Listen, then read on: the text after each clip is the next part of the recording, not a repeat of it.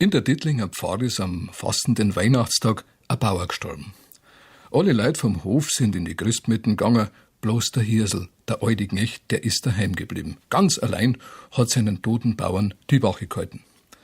Der Bauer ist in der Sturm hint im Eck auf der Ofenbank gelegen, hemdsärmelig, die Zipfel haben auf, die weißen Säckel an, wie es halt früher der Brauch gewesen ist.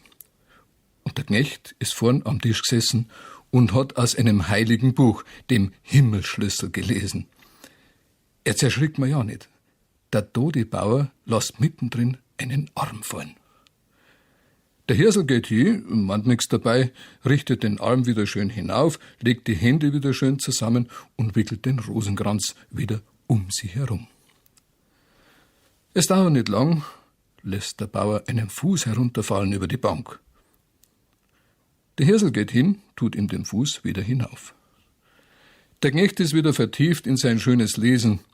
Da wird der Bauer völlig lebendig, steht auf und hebt das Reden an. Brauchst nicht erschrecken, Hirsel. Ich will dir grad was sagen. Merk ist dir für alle Zukunft, dass man in der hochheiligen Mettennacht nie allein bei einem Toten aufbleiben darf. Unsere Macht ist heute so groß, dass ich dich auf der Stelle in 1000 Trümmer zerreißen könnte. Es sollte aber nichts passieren, denn du hast mir immer redlich gedient.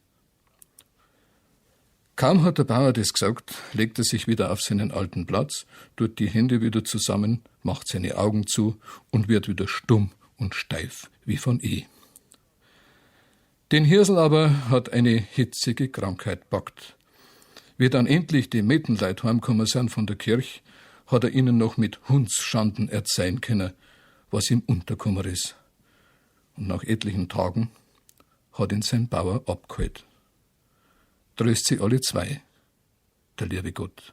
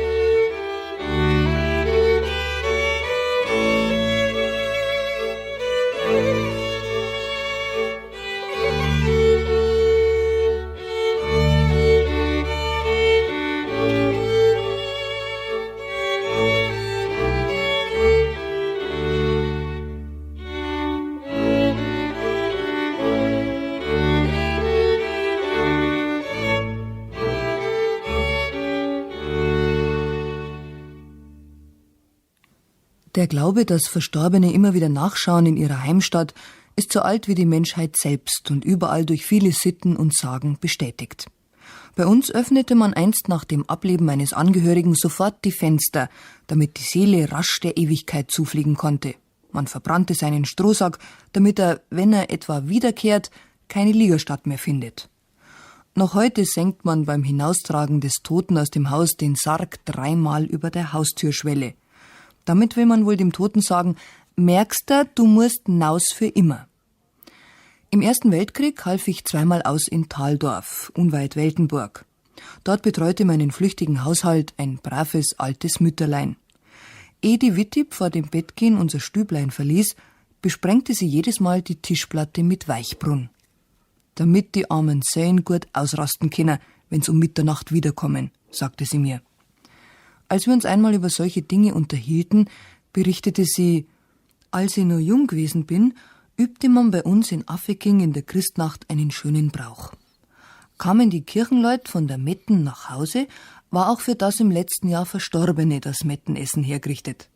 Man ließ die Mahlzeit unberührt. Kam der Tote nicht, schenkte man die Mettenwurst am Tag drauf einem Armen.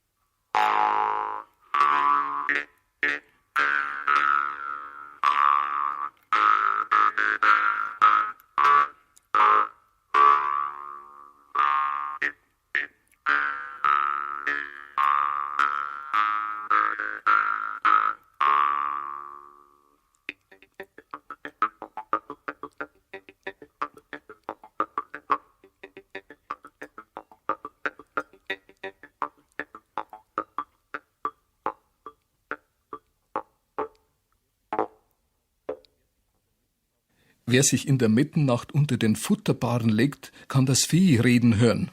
Das ist eine alte Wahrheit und ein Bauer in der Pfarrei Oberkreuzberg hat sie ausprobieren wollen.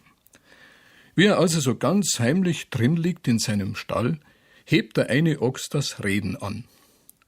»Ein schlimmes Jahr haben wir vor uns.« »Warum denn?« fragt der Blassel. »Ja, warum?« »Weil wir im neuen Jahr unseren Bauern auf den Kirchberg hinauffahren müssen, in den Freithof.« Da ist dem Bauern zweierlei geworden, versteht sich, und hat schleunigst den Stall verlassen. Und von dieser Stunde an hat er gekränkelt. Bald aber ist es so gekommen, wie es die Ochsen vorausgesagt haben. Im frühen Auswärts legt sich der Bauer hin und stirbt. Und seine zwei Ochsen, der Scheckel und der Blassel, haben ihn auf den Leiterwagen die bergige Straße in den Gottesacker hinaufgebracht. Zum ewigen Gedächtnis haben seine Hinterbliebenen eine schöne Tafel malen lassen, auf der diese merkwürdige Geschichte abgebildet ist.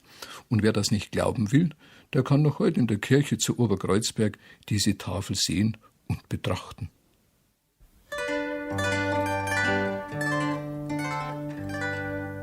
Jetzt muss ich aus meinem Haus, mein Haus Wirtschaft ist aus, muss alles schon verlassen, muss voneinander Straßen.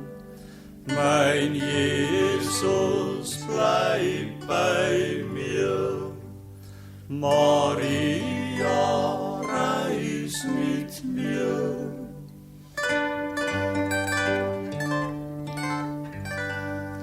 Hab Hof und Haus gesinnt, dazu mein Weib und Kind, die bleiben hier beisammen, ich fahr in Gottes Namen.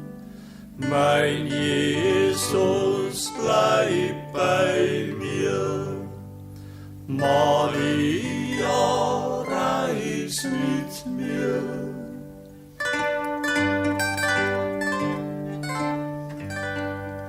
Nun kommt ihr Eltern geschwind und vor mir Urlaub nimmt, ihr Geschwister und Verwandte, ihr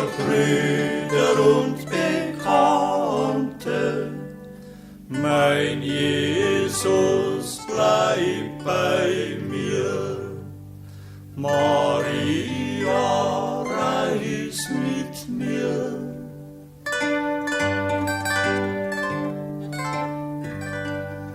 Die sprach mir nun verfällt, mein Zung kein Wort mehr meldet. Ich fahr in Gottes Namen zu Christo meiner Sonnen. Mein Jesus, bleib bei mir. Maria, reis mit mir. Was ich jetzt erzähle, ist passiert in der Kirchberger Pfarre in der Gegend von Regen. Da ist eine säumige Bäuerin gewesen, die hat gern das Hinterste vor dem Vordersten getan und drum sich auch das Krapfenbacken bis in die Mettennacht verspart. Grad unterm hochheiligen Mettenamt steht das Weib in der Kuchel vor der heißen Schmalzpfanne und dreht die Krapfen um mit dem Spieß. Da klopft jemand ans Fenster und schon glotzen zwei feurige Augen rein in die Kuchel. Gott helf uns, der leibhaftige Teufel ist es gewesen. Und mit schnarrender Stimme fährt der Händelmeier Sepperl, so heißt man bei uns den Teufel, die Bäuerin an. Alte Fretten, gehend mitten, back deine Krapfen noch damit. Da hat die zu Tod erschrockene Bäuerin auf der Stelle die Pfanne weggerückt vom Feuer und das Krapfenbacken aufgehört. Und für dahin hat sie die Mettennacht heilig gehalten, wie andere Leute auch.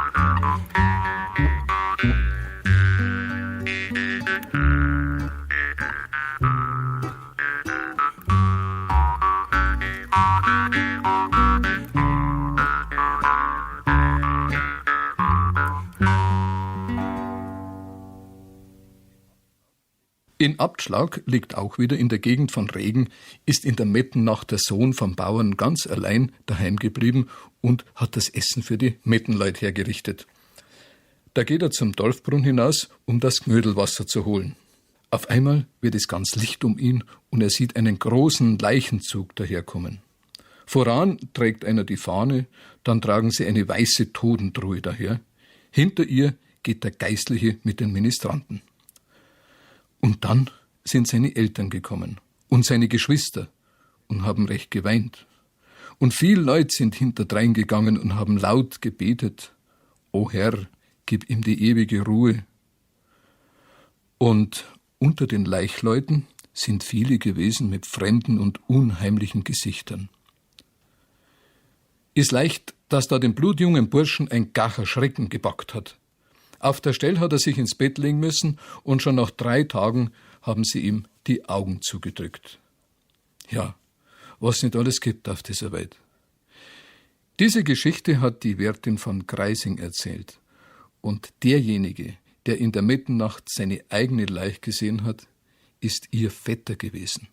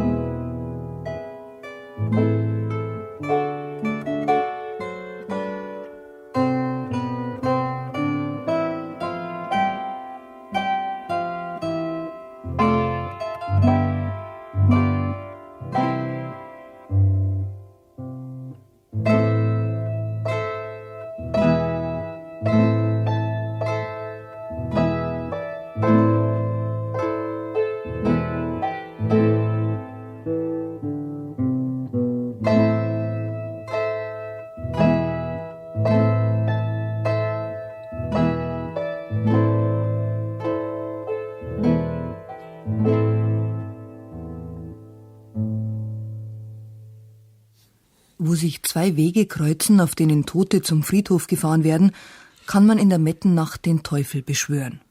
Wer das will, muss vielerlei wissen und können und darf keine Furcht haben. Das haben einmal meine Landsleute ausprobiert, und zwar an der Wegkreuzung, wo sich die alte Landstraße mit dem Weg schneidet, der von Leutzersdorf nach Hörmannsdorf führt. Gewagt haben das Stückel die Tittlinger, weil sie vom Teufel Geld haben wollen. Also da zieht einer um Mitternacht mit seinem Hackelstock einen Kreis um das Straßenkreuz und die anderen stellen sich rundherum. Das heißt mal das Kreisstehen. 100 schreckliche Dinge kommen über solche Leute und wer sich nicht fürchtet, der hat gewonnen. Wer aber auch nur mit einem Fuß in den Kreis hineinkommt, der ist verloren für alle Ewigkeit. Denn er gehört dem Teufel. Wer aber standhaft bleibt, kann vom höllischen Satan verlangen, was er will. Der Teufel muss es ihm geben. Wie es die 12. Stunde schlägt, erscheint der Teufel unter fürchterlichem Krachen und fragt die Männer nach ihrem Begehr. Der Anführer sagt, einen Sack voll Goldstückel möcht man haben. Und schon steht ein mordsgroßer Sack gefüllt mit lauter Goldgeld da. Aber der Teufel will auch seinen Lohn haben und meint, aber einer von euch muss mir seine Seele geben.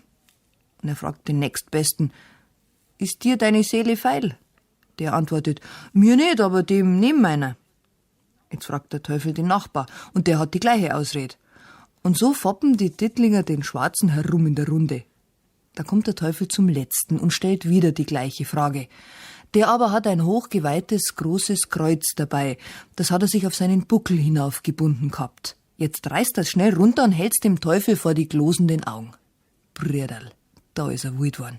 Und er hat gebrüllt und mit Respekt gesagt, gestunken wie 7 Teufel miteinander. Und er ist auf und davon und hinuntergefahren in sein höllisches Loch. Aber den Geldsack hat er da lassen müssen. Und den haben die Männer heimgetragen. Aber bald hätten's den Markt nicht erreicht, denn so ein schreckliches Unwetter ist ausgebrochen, dass man gemeint hat, jetzt geht auf der Stell die Welt unter. Aber die Männer haben das Teufelsgeld richtig heimgebracht und unter sich verteilt. Ob ihnen mit diesem Geld viel geholfen gewesen ist, weiß ich nicht. Recht viel Segen kann nicht dabei gewesen sein. Übrigens hat an der gleichen Stelle noch im Jahr 1909 ein böhmischer Steinhauerschmied, der in meiner Heimat in Arbeit stand, das Kreisstehen probiert. Aber der gute Wenzel hat weder den Teufel noch ein Goldstückel zu sehen gekriegt.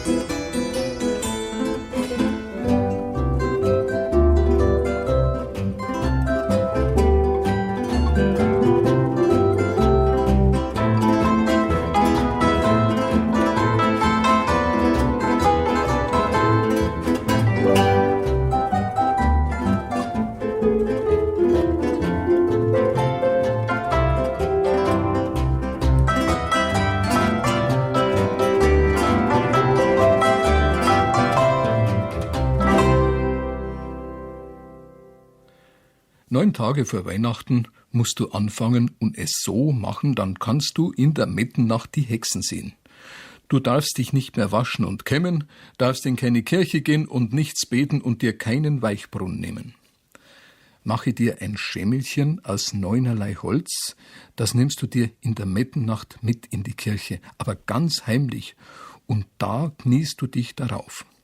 Und wenn dann der Priester aufwandelt, kannst du alle Hexen sehen, denn während der heiligen Wandlung muss jede umschauen.